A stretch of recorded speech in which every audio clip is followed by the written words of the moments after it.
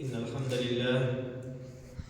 لله نحمده ونستعينه ونستغفره ونعوذ بالله من شرور أنفسنا ومن سيئات أعمالنا من يهده الله فلا مضل له ومن يضلل فلا هادي له وأشهد أن لا إله إلا الله وحده لا شريك له وأشهد أن محمدا عبده ورسوله يا أيها الذين آمنوا اتقوا الله حق تقاته ولا تموتن إلا وأنتم مسلمون يا أيها الناس اتقوا ربكم الذي خلقكم من نفس واحدة وخلق منها زوجها وبث منهما رجالا كثيرا ونساء واتقوا الله الذي تساءلون به والأرحام إن الله كان عليكم رقيبا يا أيها الذين آمنوا اتقوا الله وقولوا قولا سديدا يصلح لكم أعمالكم ويغفر لكم ذنوبكم ومن يطع الله ورسوله فقد فاز فوزا عظيما أما بعد فإن خير الحديث كتاب الله وخير الهدي هدي محمد صلى الله عليه وسلم وشر الأمور محدثاتها وكل محدثة بدعة وكل بدعة ضلالة وكل ضلالة في النار. أعوذ بالله السميع العليم من الشيطان الرجيم. ظهر الفساد في البر والبحر بما كسبت أيدي الناس ليذيقهم بعد الذي عملوا لعلهم يرجعون. محترم سامعین،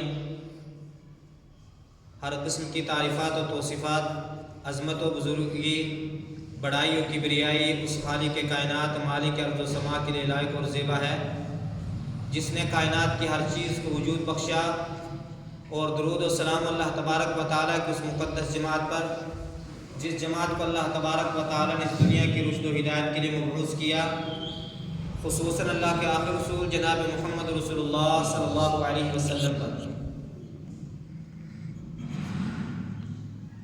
گناہوں کے نقصانات یا گناہوں کے خطرناک نتائج کیا ہوتے ہیں، اس کو دو حصوں میں تقسیم کیا گیا تھا. ایک کا تعلق فرد سے تھا کہ یعنی ایک انسان گناہ کرتا ہے تو اس کا نقصان اس کو ہوتا ہے. اس کے تعلق سے چند باتیں آپ کے سامنے رکھی گئی گزشتہ خطبوں میں. آج کے خطبے کا تعلق گناہوں کے نقصانات ملک کے لیے، قوم کے لیے کیا ہو سکتے ہیں، یا معاشرہ، سوسائٹی، اس کے لیے گناہوں کے نقصانات کیا ہو سکتے ہیں. نقصانات بے شمار ہیں، لیکن 6 اہم نقصانات کو آپ کے سامنے رکھا جائے گا، جس میں سے پہلا نقصان گناہ کرنے کی وجہ سے قوم کو ہوتا ہے. ایک جگہ بسنے والے تمام لوگوں کو ہوتا ہے. پہلا نقصان یہ ہے کہ خشکی اور تری میں فساد اور ہلاکت و بربادی کا دور دورہ ہوتا ہے. گناہ ہوتے ہیں تو بر و بحر میں فساد کا پھیلنا، ہلاکت کا پھیلنا، بربادی کا آنا، یہ چیزیں ضروری ہو جاتی ہیں، کیونکہ یہ گناہوں کی وجہ سے آتی ہیں. اگر ایک قوم، ایک فرد، ایک معاشرہ یا چند افراد یا پورا معاشرہ گناہوں سے دور رہتے ہیں، اللہ تبارک و تعالیٰ کو مانتے ہیں، اس کی توحید کے اقراری ہیں، اس کی عبادت کرتے ہیں، ان کے تمام معاملات درست ہیں، تو اللہ تبارک و تعالیٰ فساد اور ہلاکت ان کا مقدر نہیں بناتا. ایسا نہیں ہوتا ہے کہ ایک قوم اللہ کو مانتی ہے، اللہ کی عبادت کرتی ہے، اس کے معاملات درست ہیں، اللہ تبارک و تعالی عذاب کو بھیج دے تو یہ ظلم کرنے کے مترادف ہے۔ یہ ظلم ہے کہ ایک قوم اللہ کو مانتی ہے، اس کی عبادت بھی کرتی ہے، اپنے معاملات اس کے درست ہیں، یہ عذاب اللہ نہیں بھیجتا ہے۔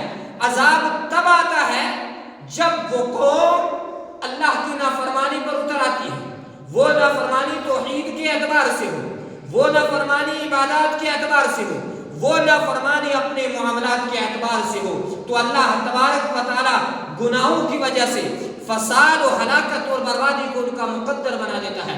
اللہ تبارک و تعالی نے سورہ روم کے اندر ارشاد فرمایا ظہر الفساد فی البر والبحر بما کسبت ایدی الناس لیذیقہم بعد الذی عملوا لعلہم یرجعون۔ اللہ تبارک و تعالی نے کہا ظہر الفساد فی البر والبحر بما کسبت ایدی الناس، کہ فساد پھیل گیا، فساد ظاہر ہو گیا، فتنہ و فساد کا دور دورہ ہو گیا، فی البر والبحر، خشکی میں اور تری میں، یعنی بحر و بحر کے اندر فساد ظاہر ہو گیا، بما کسبت ایدی الناس، لوگوں کی کمائی کی وجہ سے، لوگوں کی اعمال کی وجہ سے، لوگوں کے گناہوں کی وجہ سے اللہ تبارک و تعالی اس جگہ میں فتنہ و فساد کو پھیلا دیتا ہے۔ فتنہ و فساد مقدر بن جاتے ہیں ایسے قوم کا، یہ ایسے علاقے کا، یہ ایسے قریے کا جہاں پہ لوگ اللہ تبارک و تعالیٰ کی نافرمانی پر اتر آتے ہیں، گناہوں کے کام انجام دیتے ہیں، برائیوں کے وہ نزدیک جاتے ہیں، بما کسبت ایدی الناس، کیونکہ گناہ تو ہم کرتے ہیں، سزا تو ہمیں ہی ملے گی نا، تو اللہ تبارک و تعالیٰ فتنہ و فساد، اللہ تبارک و تعالیٰ کی طرف سے فتنہ و فساد آ جاتا ہے اور ہلاکت و برباد ان کا مقدر بن جاتی ہے۔ بعد الذی عملوا لعلہم یرجعون، یہ اس لیے ہوتا ہے لعلہم یرجعون، تاکہ وہ اللہ کی طرف پلٹ آئیں، تاکہ وہ اللہ کی طرف لوٹ آئیں، تاکہ وہ اللہ کی نافرمانیوں سے بچ جائیں، وہ اللہ کو یاد کرنے لگ جائیں، اللہ کی توحید کے اقراری ہو جائیں، اللہ کی عبادات کو کرنے لگ جائیں، اپنے معاملات کو وہ درست کر لیں۔ اس لیے فتنہ و فساد ان کے اعمال کی وجہ سے زمین کے اندر پھیلتا ہے۔ اور دوسری آیت اللہ تبارک و تعالی نے سورہ انعام کے اندر ارشاد فرمایا الم یروا کم اہلکنا من قبلہم من قرن مکناہم فی الارض ما لم نمکن لکم۔ اللہ تبارک و تعالی نے کہا کفار مکہ کو مخاطب کیا، اور یہ خطاب کفار مکہ کو تھا، لیکن اس امت کے لیے، آنے والے تمام لوگوں کے لیے یہ خطاب ہے۔ الم یروا کم اہلکنا من قبلہم من قرن، کیا ان لوگوں نے نہیں دیکھا، کیا یہ لوگ نہیں جانتے، کیا یہ لوگ ارد گرد کے ماحول کا مشاہدہ نہیں کرتے؟ کم اہلکنا من قبلہم من قرن، ہم نے کتنے امتوں کو، کتنے لوگوں کو تباہ و برباد کر دیا، کم اہلکنا، کتنے لوگوں کو ہم نے ان سے پہلے ختم کر دیا، برباد کر دیا۔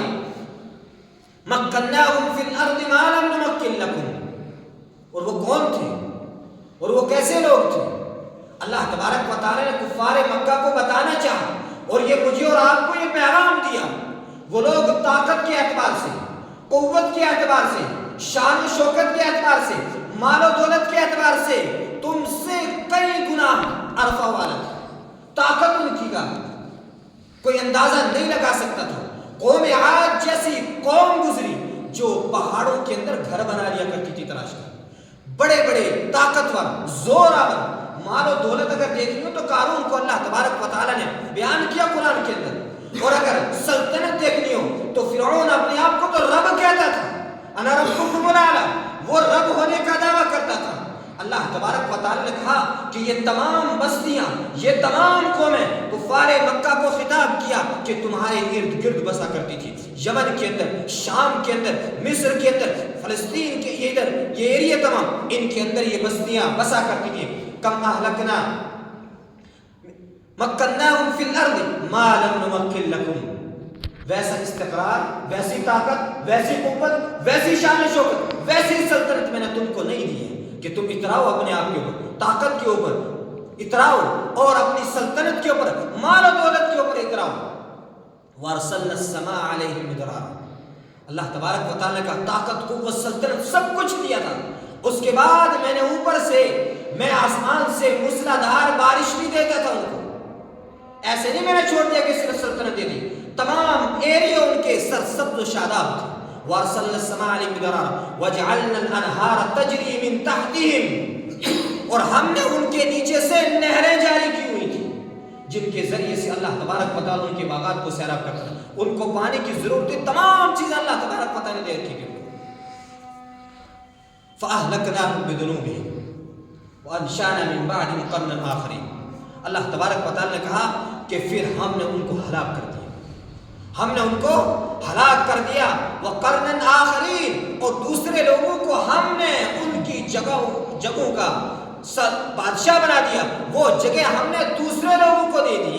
یہ اللہ تبارک و تعالیٰ کا قانون ہے، یہ اللہ تبارک و تعالیٰ کا فیصلہ ہے کہ جب قوم نافرمانی پر اترتی ہے، اللہ تبارک و تعالیٰ کی توحید کا انکاری ہو جاتی ہے، عبادات کو انجام نہیں دیتی ہے، اپنے معاملات کو درست نہیں کرتے ہیں، اللہ تبارک و تعالیٰ ایسے لوگوں کو ہلاک و برباد کر دیتا ہے. ہلاک و بربادی ان کا مقدر بنا دیتا ہے اللہ تبارک و تعالیٰ. تو اللہ تبارک و تعالیٰ نے اس آیت کے اندر بھی پیغام دیا مجھے اور آپ کو کہ اگر حالات کو نہیں بدلو گے، اپنے آپ کو نہیں بدلو گے، اپنے معاملات درست نہیں کرو گے، تو ہلاکت و بربادی تمہارا مقدر بن جائے گی. اور تیسرے مقام پر اللہ تبارک و تعالیٰ نے ارشاد فرمایا فَكُلًّا أَخَذْنَا بِذَنبِهِ فَمِنْهُمْ مَنْ أَرْسَلْنَا عَلَيْهِ حَاصِبًا، کہ کچھ لوگوں کو ہم نے ان کے گناہوں کی وجہ سے پکڑا، تو ان میں سے کچھ ایسے تھے کہ جن پر ہم نے حاصبہ پتھروں کی بارش نازل کی. پتھروں کی بارش اللہ تبارک و تعالیٰ نے نازل کی. جیسے قوم عاد، قوم لوط کے اوپر اللہ تبارک و تعالیٰ نے پتھروں کی بارش نازل کی. کیوں؟ کہ وہ نافرمانی کے اوپر اتر آئے تھے. اور قوم لوط اس نے وہ کام انجام دیا جو اس سے پہلے کسی قوم نے انجام نہیں دیا تھا. اللہ تبارک و تعالیٰ نے کہا کہ میں نے ان کو تباہ و برباد کر دیا. قوم عاد، قوم لوط کو اللہ تبارک و تعالیٰ نے پتھروں کی بارش سے برباد کیا. وَمِنْهُمْ مَنْ أَخَذَتْهُ الصَّيْحَةُ، اور ان میں سے کچھ طاقتور جو لوگ تھے اللہ تبارک و تعالیٰ نے کہا کہ میں نے چیخ سے ان کو پکڑ لیا. ان کے اوپر جو عذاب میں نے نازل کیا وہ چیخ کا عذاب نازل کیا. اس چیخ نے ان تمام کو تباہ و برباد کر دیا. جیسے قوم سمود اور قوم شعیب، ان کو اللہ تبارک و تعالیٰ نے چیخ سے تباہ و برباد کیا. وَمِنْهُمْ مَنْ خَسَفْنَا بِهِ الْأَرْضَ، اور کچھ گنہگار تو ایسے تھے، کچھ اللہ کے نافرمان تو ایسے تھے، اللہ تبارک و تعالیٰ نے اس آیت میں کہا کہ ہم نے ان کو زمین میں دھسا دیا. جیسے قارون نے کہا کہ میرے پاس تو علم ہے، یہ مال و دولت جو مجھے ملا ہے میرے علم کی وجہ سے ملا ہے، مجھے اپنے حساب سے ملا ہے، یہ کسی کی دین نہیں ہے. اللہ تبارک و تعالیٰ نے کہا، اللہ تبارک و تعالیٰ نے اس کو اس کے گھر سمیت فَخَسَفْنَا بِهِ وَبِدَارِهِ الْأَرْضِ، اللہ تبارک و تعالیٰ نے کہا کہ قارون کو میں نے اس کے اور اس کے گھر کے سمیت میں نے اس کو زمین میں دھسا دیا. اب وَمِنْهُمْ مَنْ خَسَفْنَا بِالْأَرْضِ، زمین میں دھسا دیا قارون کو اللہ تبارک و تعالیٰ نے اس کے مال و دولت تمام چیزوں کے ساتھ میں، اس کے گھر کے ساتھ میں اللہ تبارک و تعالیٰ نے دھسا دیا کہ وہ گناہ پہ اتر آیا تھا. إِنَّ قَارُونَ كَانَ مِنْ قَوْمِ مُوسَىٰ فَبَغَىٰ عَلَيْهِمْ، قارون تو موسیٰ سے تھا لیکن فَبَغَىٰ عَلَيْهِمْ، وہ نافرمانی پر اتر آیا، وہ تکبر پر اتر آیا، وہ نافرمانی کرنے لگا. اللہ تبارک و تعالیٰ کی توحید کا انکار کر دیا اور کہا کہ یہ مال و دولت میں نے اپنے ہاتھ سے کمایا. اللہ تبارک و تعالیٰ نے کہا کہ میں نے اس کے مال و دولت گھر کے ساتھ اس کو زمین کے اندر دھسا دیا.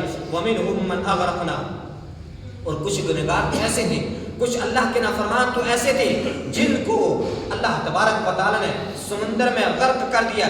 جیسے فرعون کو اللہ تبارک و تعالیٰ نے سمندر کے اندر پوری قوم کے ساتھ غرق کر دیا. اور اسی طرح نوح علیہ السلام کی قوم پہ زمین نے بھی اپنا پانی باہر نکالا، آسمان سے بھی بارش ہوئی اور اس پانی کے اندر اللہ تبارک و تعالیٰ نے ان کو غرق کر دیا.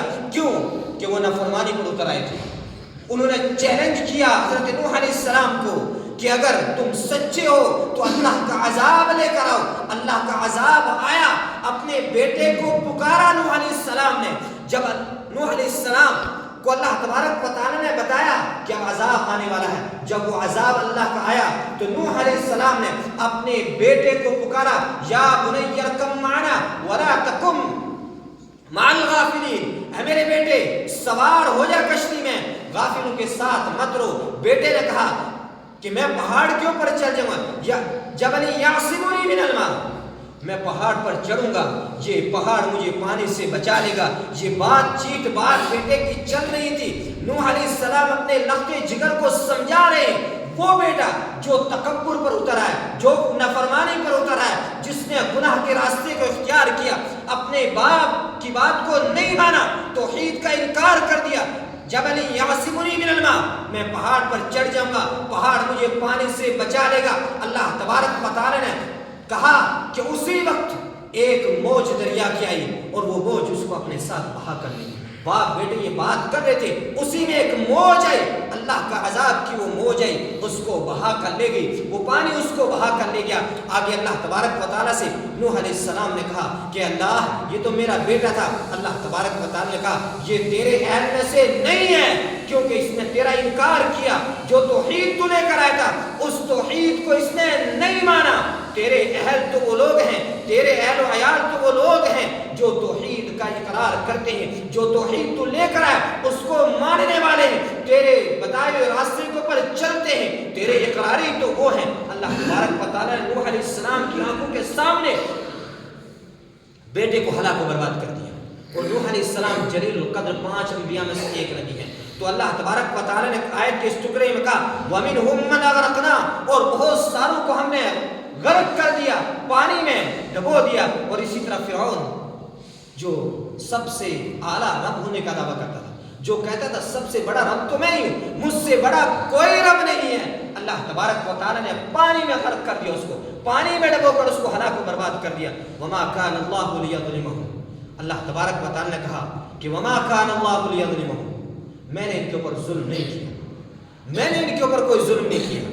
یہ جو ہلاک ہوئے ہیں، یہ جو برباد ہوئے ہیں، ولیکن كانوا انفسهم یظلمون، یہ خود اپنی جانوں کے اوپر ظلم کر رہے تھے۔ جو راستہ میں نے ان کو بتایا، جس راستے کی طرف میں نے ان کو دعوت دی، جس راستے کو بتانے کے لیے میں نے انبیاء کو بھیجا، میں نے رسولوں کو بھیجا، اس راستے کی یہ انکاری تھے، اس راستے کو نہیں مان رہے تھے۔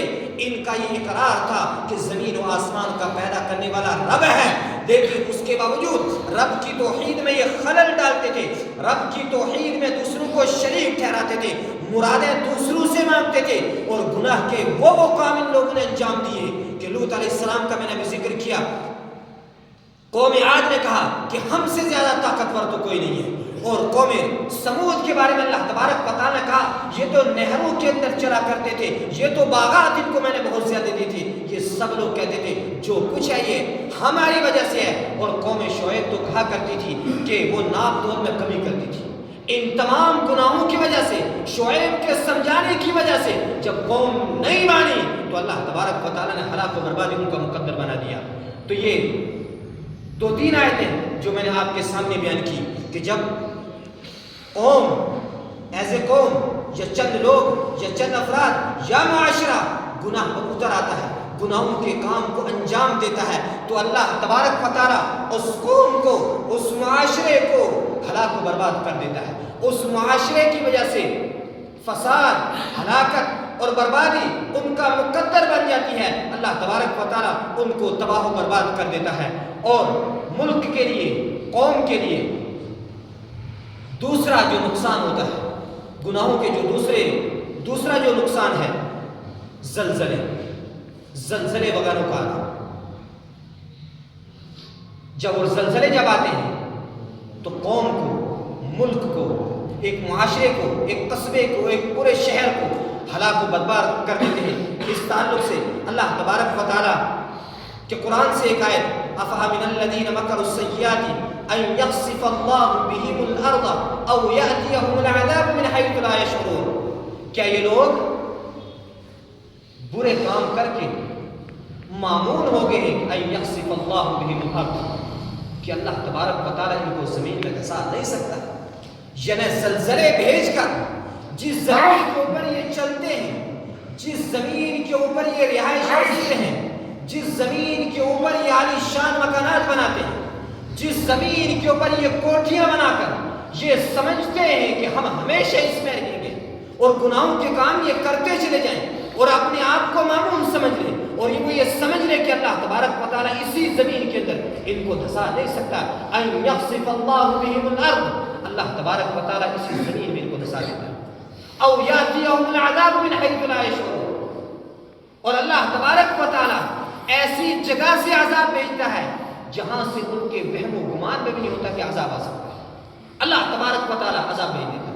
ایک انسان مکان بنا کر رہتا ہے، عالیشان کوٹھی بناتا ہے، اس کے اندر رہائش نہیں ہے، وہ کہتا ہے کہ اس کوٹھی کو کچھ نہیں ہو سکتا ہے، لیکن اللہ تبارک و تعالیٰ اسی کوٹھی کو اس کی ہلاکت و بربادی کے لیے اس کا مقدر بنا دیتا ہے، وہ کھنڈر بنا دیتا ہے. اور جو لوگ اندر گناہوں کے کام انجام دینے والے ہوتے ہیں، اللہ تبارک و تعالیٰ ان تمام کو اسی میں اللہ تبارک و تعالیٰ تباہ و برباد کر دیتا ہے. ان یخسف اللہ بہم الارض او یاتیہم العذاب من حیث لا یشعرون او یأخذہم فی تقلبہم فما ہم بمعجزین. یہ اللہ تبارک و تعالیٰ ان کو چلتے پھرتے ہوئے عذاب دیتے ہیں. سفر میں کہیں چل رہے ہیں، کہیں پھر رہے ہیں، اللہ تبارک و تعالیٰ عذاب دے دے. وما هم بمعجزین. اور اللہ تبارک و تعالیٰ کو اعجاز نہیں کر سکتے. اللہ تبارک و تعالیٰ سے بھاگ نہیں سکتے ہیں کہ ہم تو مہلت لے لیں گے، ہم تو چل پھر رہے یہاں سے نکلیں گے. وہ اللہ سے وہ بچ نہیں سکتے ہیں، اللہ کے عذاب سے بچ نہیں سکتے ہیں کہ اللہ تبارک و تعالیٰ ان کو چلتے پھرتے ہوئے اللہ تبارک و تعالیٰ عذاب دے دے. اور آگے اللہ تبارک و تعالیٰ نے ارشاد فرمایا او یاخذہم فی تقلبہم فما ہم بمعجزین او یاخذہم علی تخوف فإن ربکم لرؤوف رحیم. یا اللہ تبارک و تعالیٰ ان کو ڈرا کر عذاب دے کہ گناہوں کے کام وہ کرتے ہیں، نافرمانی کے وہ کام کرتے ہیں. اللہ تبارک و تعالیٰ خوف بھی ان کے اندر پایا جاتا ہے کہ اللہ کا عذاب کبھی بھی آ سکتا ہے. اللہ تبارک و تعالیٰ نے آیت کے اس ٹکڑے کے ذریعے سے یہ بتانا چاہتا ہے کہ ایک انسان ڈرتا بھی ہے کہ اللہ کا عذاب آ سکتا ہے. اس کے پاس سب کچھ موجود ہے لیکن اس کے باوجود وہ گناہ کرتا ہے، وہ قوم گناہ کرتی ہے. اللہ تبارک و تعالیٰ دھیرے دھیرے اس کے مال کو اللہ تبارک و تعالیٰ چھینتا ہے، اس کا مال ختم ہوتے چلا جاتا ہے. اس کو صحت کی تھی، وہ ڈر بھی رہا ہے، اس کو ڈر بھی ہے، نہ وہ مرتا ہے نہ وہ جیتا ہے، وہ مرنے اور جینے کے بیچ میں زندگی گزارتا ہے. اس کو خوف بھی رہتا ہے کہ اللہ کا عذاب آ سکتا ہے، لیکن اللہ اپنے عذاب کی نشانیاں اس کو دکھاتا چلا جاتا ہے. اس کے مال کو ختم کر دیتا ہے، اس کی صحت کو ختم کر دیتا ہے، اس کے تمام لوگوں کو ختم کر دیتا ہے. اور آخر میں اللہ تبارک و تعالیٰ اسی خوف میں اس کو پکڑ لیتا ہے، ہلاکت اس کا مقدر بن جاتی ہے. اللہ تبارک و تعالیٰ کا فإن ربکم لرؤوف رحیم. لیکن تمہارا رب مشفق بھی ہے اور رحم کرنے والا بھی ہے. وہ چاہتا تو ایک ہی مرتبہ تمہیں عذاب دے سکتا تھا، لیکن وہ ڈرا کر تمہیں عذاب دیتا ہے. اللہ تبارک و تعالیٰ سنبھلنے کا موقع بھی دیتا ہے. یہ تین آیتیں یہ بتاتی ہیں کہ اللہ تبارک و تعالیٰ زمین میں دھسا سکتا ہے انسانوں کو، زلزلے بھیج کر، بارشیں بھیج کر برباد کر سکتا ہے. بارشوں کو روک کر اللہ تبارک و تعالیٰ تمہاری نعمتوں کو ختم کر سکتا ہے. اللہ تمہیں ڈرا کر بھی اپنے عذاب میں پکڑ سکتا ہے. اب اللہ تبارک و تعالیٰ کی طاقت و قوت کے سامنے انسان کی کوئی طاقت نہیں چلتی ہے، انسان کا بس نہیں چل سکتا ہے. اور اللہ کے رسول صلی اللہ علیہ وسلم کی ایک حدیث بیان کر دی جائے. اللہ کے رسول صلی اللہ علیہ وسلم نے ارشاد فرمایا سیکون فی آخر الزمان خسف و قذف و مسخ، کہ آخری زمانے میں خسف ہوں گے، اللہ تبارک و تعالیٰ کچھ لوگوں کو زمین میں دھسا دے گا، وقذف و مسخ، اور کچھ لوگوں کی شکلیں اللہ تبارک و تعالیٰ مسخ کر دے گا، ان کی شکلوں کو بدل دے گا. قیل ومتی ذلک یا رسول اللہ. مجلس میں کسی شخص نے پوچھا اللہ کے رسول صلی اللہ علیہ وسلم یہ کب ہوگا؟ اللہ کے رسول نے کہا یہ مسخ، یہ شکلیں بدل دینا اور اسی طرح زمینوں میں دھسا دینا، اسی طرح عذاب کا آنا اذا ظہرت المعازف والقینیات.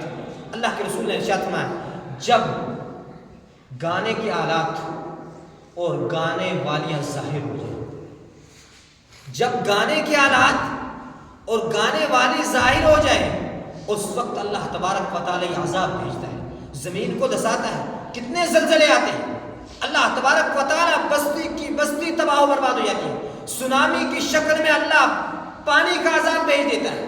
اللہ تبارک و تعالی شکلوں کو مسخ کرے گا. یہ حدیث بالکل صحیح ہے اور اس کے اوپر ایمان ہے ہمارا کہ ایک ایسا زمانہ بھی آئے گا کہ اللہ تبارک و تعالی شکلوں کو بدل دے گا. اللہ کے رسول صلی اللہ علیہ وسلم نے ارشاد فرمایا یہ اس وقت ہوگا کہ جب گانے کے آلات اور گانے والی ظاہر ہو جائے. آج گانے کے آلات کس گھر کے اندر موجود نہیں، موبائل کی شکل میں ہر مسلمان کے گھر میں.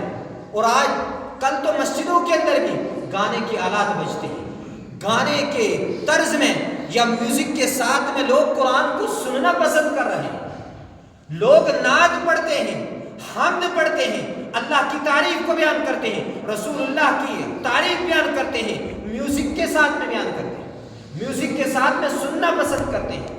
اور گانے والیاں تو ہر جگہ پائی جاتی ہیں، کہاں گانے والیاں نہیں ہیں؟ موبائل کے اندر آپ موبائل کو کھولو، یوٹیوب کھولو، فیس بک کھولو، کوئی بھی سوشل میڈیا نیٹ ورک کھولو، ہر جگہ آپ کو گانے والی ملتی ہے۔ اللہ کے رسول صلی اللہ علیہ وسلم نے کہا کہ یہ وقت ہوگا جب ایسے یہ گناہ کے کام ظاہر ہو جائیں، یہ گناہ کے کام ہونے لگ جائیں اور شراب کو حلال سمجھا جانے لگے، شراب کو لوگ پئیں صحت کے لیے، لوگ اپنے غم کو بھلانے کے لیے، لوگ اپنے آپ کو چین و سکون میں رکھنے کے لیے شراب کو پینے لگ جائیں، شراب کو حلال سمجھنے لگ جائیں، تو سمجھ لینا کہ اللہ تبارک و تعالیٰ تمہاری شکل کو بدل دے گا، اللہ تبارک و تعالیٰ تمہیں زمین میں دھسا دے گا، اللہ کوئی بھی عذاب پیش کر تمہیں تباہ و برباد کر سکتا ہے۔ کیا یہ تین چیزیں، گانے کے آلات، گانے والیاں اور شراب کو حلال مسلم معاشرے کے اندر نہیں سمجھا جاتا ہے؟ کیا مسلم نوجوان کیا ان تینوں چیزوں کی طرف راغب نہیں ہے؟ کیا ہمارا معاشرہ کے اندر یہ تین گناہ کے کام ہوتے ہیں یا نہیں ہوتے ہیں؟ یہ مجھے سوچنا ہے، یہ آپ کو سوچنا ہے کہ ہمارا معاشرہ، ہمارا گھر کس طرف جا رہا ہے۔ اور اللہ کے رسول صلی اللہ علیہ وسلم نے ارشاد فرمایا، اللہ زمین میں دھسا دے گا، اللہ تمہاری شکلوں کو بدل دے گا، اللہ کوئی اور عذاب بھیج دے گا۔ اور اسی طرح زلزلے وغیرہ کے تعلق سے ایک اور حدیث اللہ کے رسول صلی اللہ علیہ وسلم کی بیان کر دی ہے۔ اللہ کے رسول نے ارشاد فرمایا کہ کچھ لوگ میری امت میں ہوں گے جو شراب کو حلال سمجھیں گے، اس کا نام بدل کر اس کو حلال سمجھنے لگ جائیں گے، جبکہ اللہ کے رسول کی حدیث کل مسکر قلیلہ او کثیرہ فحرام، ہر نشاور چیز اس کی زیادہ مقدار بھی حرام ہے تو اس کی کم مقدار بھی حرام ہے۔ یہ آپ کو سمجھنا پڑے گا، جو کھینی ہے، جو گٹکے ہیں، جو دوسری تمام چیزیں ہمارے معاشرے کے اندر پائی جاتی ہیں، وہ شراب کی ایک قسم ہے، وہ کوئی بھی چیز ہو، اس کو کوئی بھی نام آپ دے دیں، وہ تمام کی تمام چیزیں حرام ہیں۔ اللہ کے رسول صلی اللہ علیہ وسلم نے ارشاد فرمایا، جب شراب کو حلال سمجھنے لگ جائے میری امت میں، اور اسی طرح گانے والیاں اور گانے کے آلات معاشرے میں عام ہو جائیں، تو اللہ تبارک و تعالیٰ ایسی قوم کو زمین میں دھسا دیتا ہے اور ان میں سے کچھ لوگوں کو بندر اور خنزیر بنا دیتا ہے۔ اللہ تبارک و تعالیٰ زلزلے آتے ہیں، پانی کے عذاب آ رہے ہیں۔ اس سے پہلے کشمیر کے اندر آپ نے 2017 میں کب آیا تھا، اللہ تبارک و تعالیٰ نے زمین پھٹی اور پورے کے پورے لوگوں کو زمین کے اندر کر دے، اور بعد میں اللہ نے زمین کو ایسے ملا دیا، پتہ ہی نہیں لگا کہ یہاں زلزلہ آیا تھا۔ یہ عذاب بھیجتا ہے، اور بندر اور خنزیر بنانا، یہ عذاب بھی اللہ سے بعید نہیں ہے، یہ عذاب آئے گا، کیونکہ اللہ کی حدیث بالکل سچ ہے، اس کے اوپر میرا ایمان ہے، یہ حدیث سچ ہے، اور قیامت سے پہلے یہ عذاب ضرور اللہ تبارک و تعالیٰ بھیجے گا۔ کیوں کہ آج مسلم معاشرہ، آج مسلم سوسائٹی، آج مسلم ملک ان بیماریوں کے اندر مبتلا ہے۔ حلال شراب ان کی یہاں حلال سمجھی جاتی ہے، اسی طرح گانے کے آلات اور گانے والیاں ہر جگہ پائی جاتی ہیں مسلم معاشرے کے اندر۔ اس لیے ضرورت اس بات کی ہے کہ ہمیں سمجھنا پڑے گا، ہمیں اپنے معاشرے کو وہ معاشرہ بنانا پڑے گا، وہ اس معاشرے کی طرف لے جانا پڑے گا جس معاشرے کی تشکیل اللہ کے رسول صلی اللہ علیہ وسلم نے مدینہ کے اندر دی۔ جو معاشرہ اللہ کے رسول نے دیا مجھے اور آپ کو، وہ معاشرہ مجھے اور آپ کو بنانا پڑے گا۔ برائیوں سے، گناہوں سے اپنے آپ کو، اپنے معاشرے کو بچانا پڑے گا تاکہ امن رہے معاشرے کے اندر، سوسائٹی کے اندر، لوگ خوشی خوشی جی سکیں، تمام کام صحیح طریقے سے پائے تکمیل کو پہنچ سکیں۔ اللہ تبارک و تعالیٰ سے دعا ہے کہ مجھے اور آپ کو صحیح معلوم ہے، قرآن و حدیث کی طرف پلٹنے کی توفیق عطا فرمائے، اپنے معاشرے کو قرآن و حدیث کے مطابق چلانے کی توفیق عطا فرمائے۔ جب تک ہم یہ اسلام پر جئیں اور جب ہمارا خاتمہ ہو تو کلمہ توحید پڑھو۔ وآخر دعوانا ان الحمد للہ رب العالمین۔